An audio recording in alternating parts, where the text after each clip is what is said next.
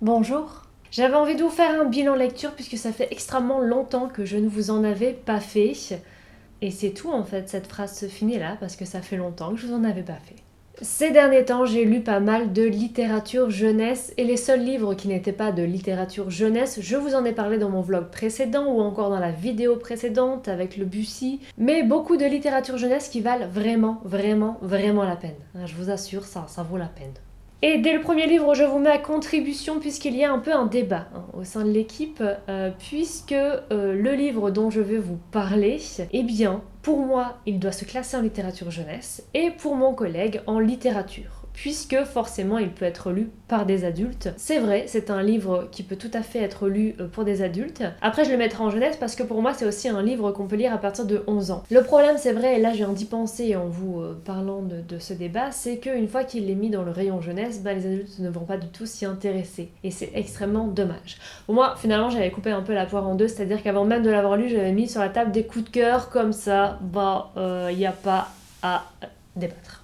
Oui, tout à fait, la grosse arnaque, je l'avais mis sur la table des coups de cœur alors que je ne l'avais toujours pas lu. Bien évidemment, depuis le temps, je l'ai lu et ce livre, c'est Anne de Green Gables de Lucy Maud Montgomery aux éditions Toussaint Louverture. Regardez-moi cette couverture, d'ailleurs j'ai enlevé le bandeau pour qu'on la voit mieux.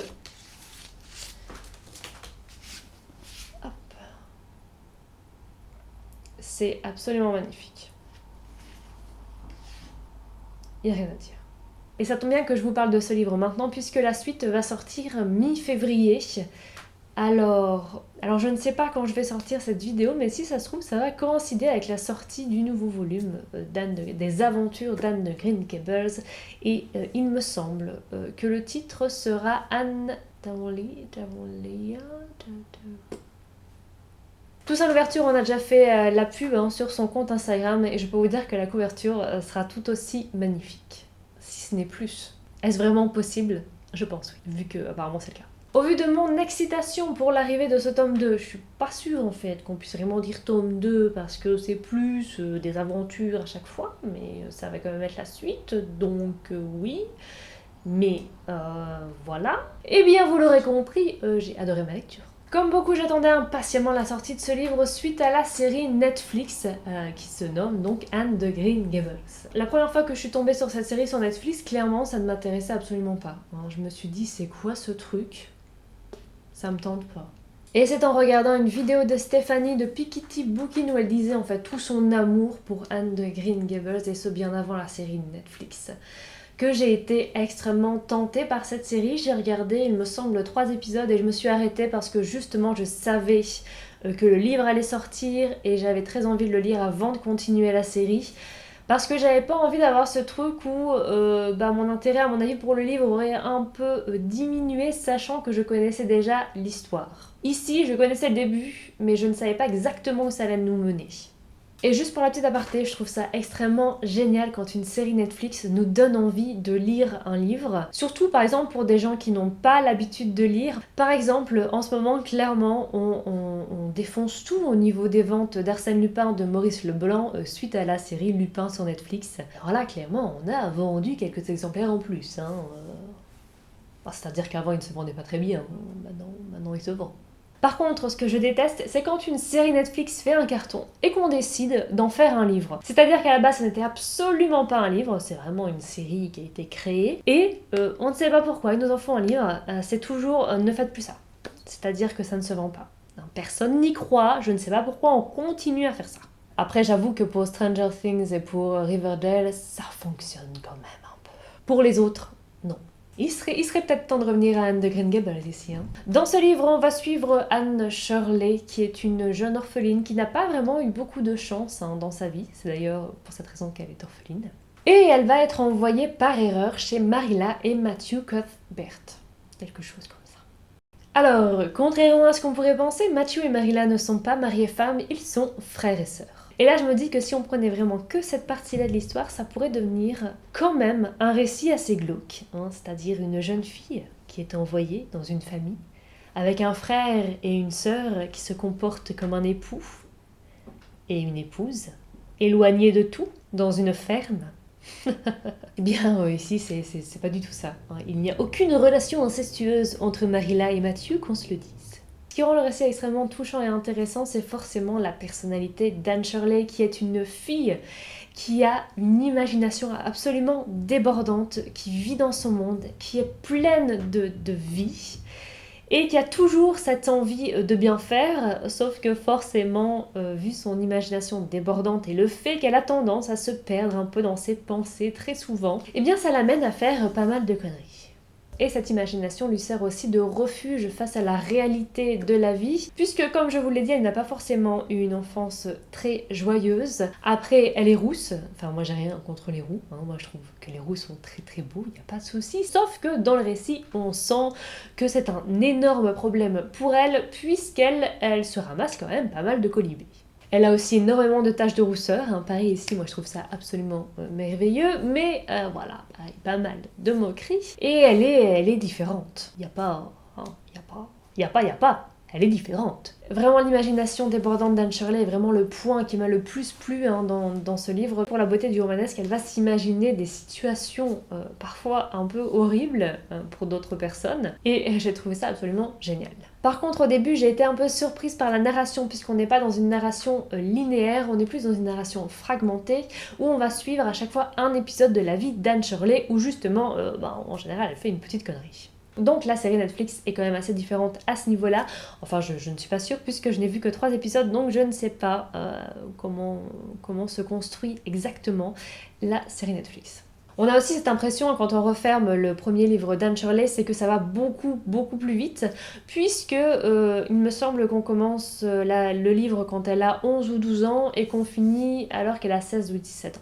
Là, je vous avoue que rien que de parler de ce livre, ça me chamboule énormément et j'ai vraiment hâte que le 2 sorte.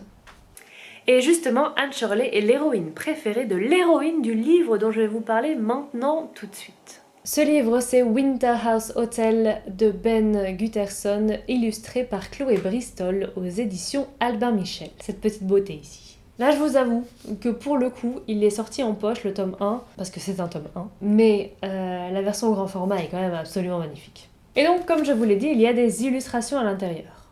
C'est un livre que j'ai lu au moment de Noël et que j'ai tellement apprécié.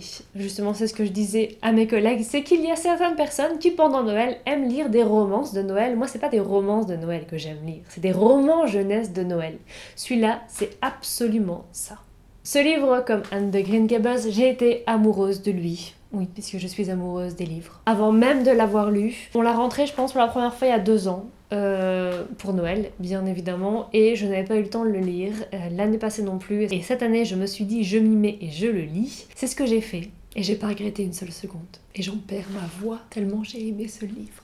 D'ailleurs, je suis en train de me demander si on va le garder toute l'année en magasin, parce que c'est un livre qui est clairement ciblé Noël. Et c'est excellent, c'est merveilleux, je suis fan, mais il y a peut-être d'autres livres à exposer, donc j'hésite fortement. Je ne sais pas encore comment on va faire.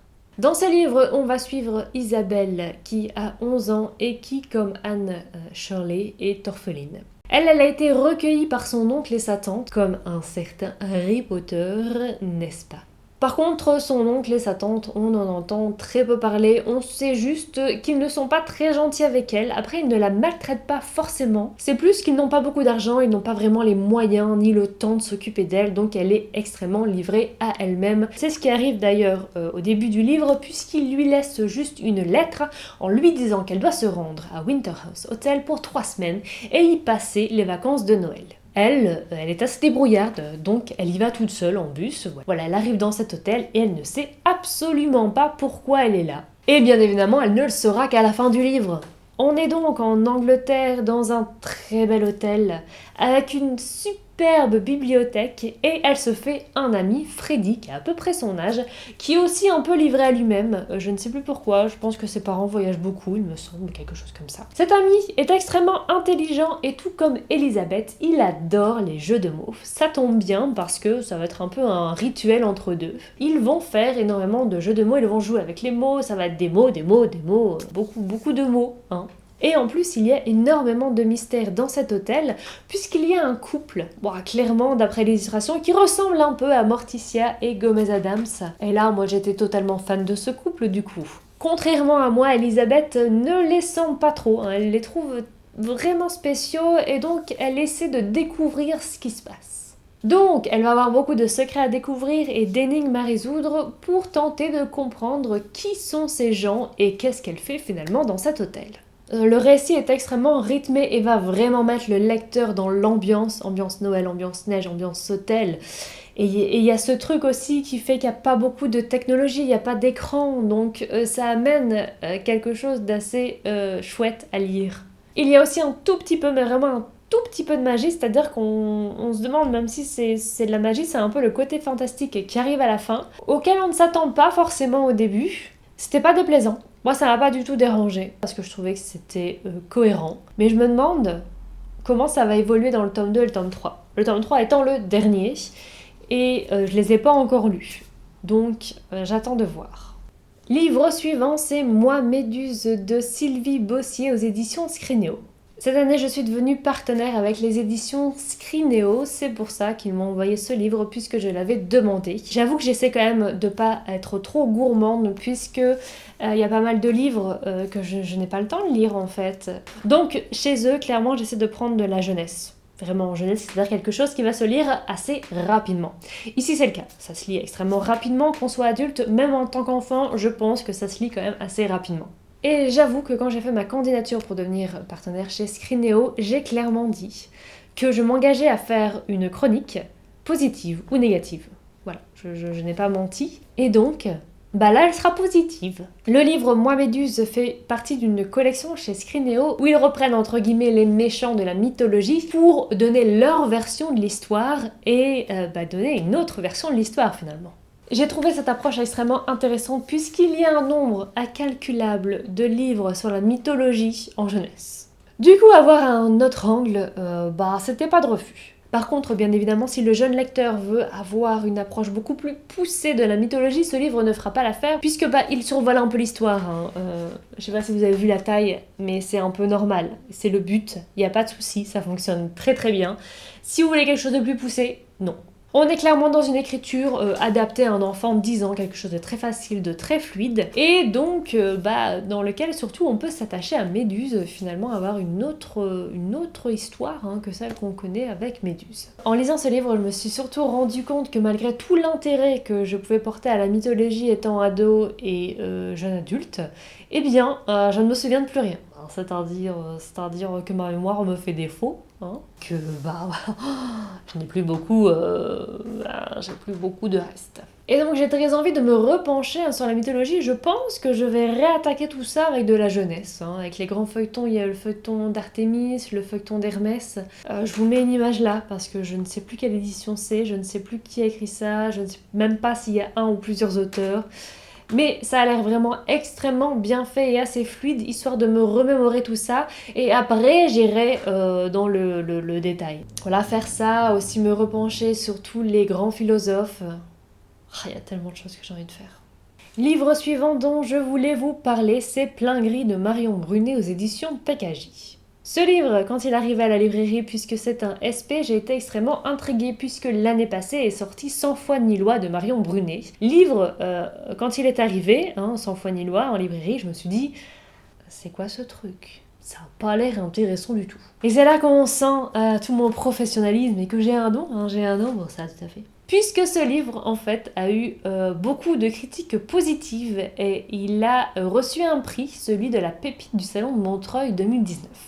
Donc il est sorti il y a plus d'un an en fait, puisque c'était en 2019. Mais comme l'année 2020 ne compte pas vraiment, puisqu'il n'y a pas beaucoup de sorties en fait, finalement, je me suis trompée.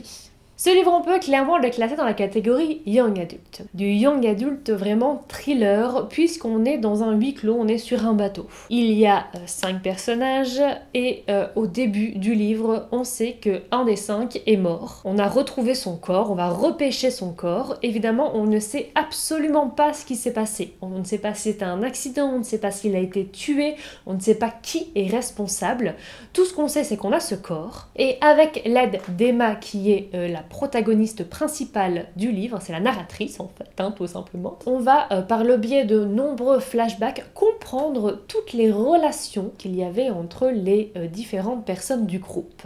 Je ne peux pas vous en dire plus. Ce que je peux vous dire, c'est que j'ai adoré l'écriture de l'autrice qui va nous offrir des personnages vraiment profonds, psychologiquement profonds, hein. C'est-à-dire qu'on va pas rentrer dans les clichés, on va avoir une narration justement beaucoup plus relevée, puisque c'est vrai, hein, on va pas se le cacher, dans certains young adultes ou dans certains livres, hein, qu'on appelle feel good, l'écriture est pas terrible. L'écriture en tout cas, moi, ne me convainc pas puisque je n'arrive pas à lire un livre si je n'aime pas l'écriture. Par contre, je n'émets aucun jugement, hein, sur les gens qui s'en foutent de l'écriture. Parfois ça arrive, parfois on veut juste lire parce qu'on adore l'histoire et on s'en fout un peu de l'écriture. Voilà, moi je suis pas du tout dans ce truc-là. Donc voilà, là je suis contente quand je trouve un livre young adulte extrêmement bien écrit et extrêmement prenant.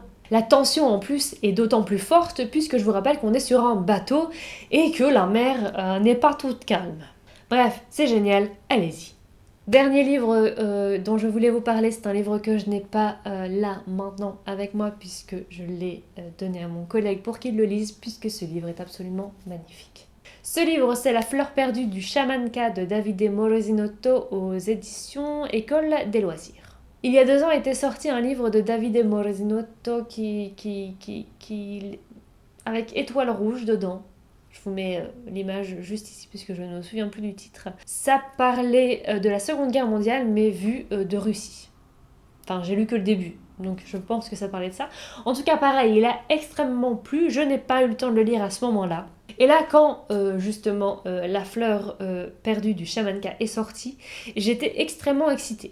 Et clairement, je savais avant de le lire que ça allait me plaire et je n'ai absolument pas été déçue.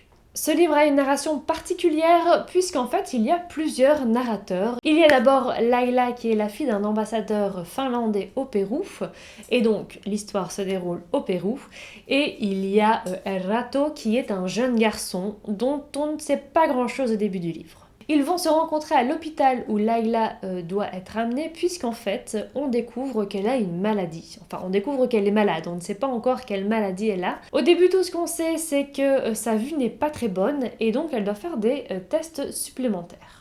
Il y a aussi d'autres narrateurs. Il y a 2 ou 3 autres narrateurs, il me semble, selon les personnes que rencontrent Laila et El Rato. Et c'est tout ce que je voulais vous dire. Et en fait, vraiment l'intelligence de l'auteur, c'est que la façon de narrer les événements sont des événements différents à chaque fois, ça n'aurait pas d'intérêt d'avoir plusieurs narrateurs pour le même, quoique peut-être aussi, mais là en fait non, ce sont des choses différentes à chaque fois, des événements différents, racontés par différents narrateurs, c'est qu'on sent quel est le narrateur. Par exemple, on sent que Laila, qui est beaucoup plus éduquée que El Rato, va avoir une écriture justement de quelqu'un qui va se poser plus de questions sur la vie, qui va avoir une autre vision de la chose.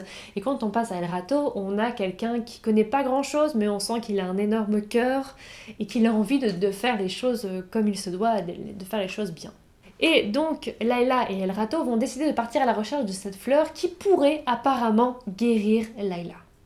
Il y a aussi tout un travail éditorial qui serve le livre puisqu'on a des typos différentes, on a des mots qui vont former des objets, des dessins, enfin il y a beaucoup de choses qui font que ça donne beaucoup de rythme à la lecture. C'est très agréable en tant qu'adulte puisque ça met vraiment dans l'ambiance du livre, mais c'est aussi agréable en tant que jeune lecteur d'avoir un peu justement du rythme grâce à tout ça. Alors je vous dis, j'étais déjà emballée au début de ma lecture, mais j'ai encore été plus emballée à la fin parce que cette fin est absolument magnifique. C'est... Waouh, c'est beau. Et donc, très prochainement, je vais lire L'éblouissante lumière des 2 étoiles rouges, puisque je l'ai et que je l'ai jamais lu. Cette vidéo est maintenant terminée, j'espère qu'elle vous aura plu. Si c'est le cas, n'hésitez pas à la liker. N'hésitez pas à me dire en commentaire si la littérature jeunesse vous intéresse ou pas. C'est-à-dire, est-ce qu'elle pourrait aussi vous intéresser tout simplement parce que vous aimeriez offrir des livres à vos neveux, à vos enfants, et puis vous ne savez pas trop comment, vers qui vous... Voilà, ok. Eh bien, si du coup ça vous intéresse ce genre de vidéo, n'hésitez pas à me le dire. Je vous laisse ici, je vous souhaite une excellente journée, une excellente semaine, et puis à bientôt. Allez, salut!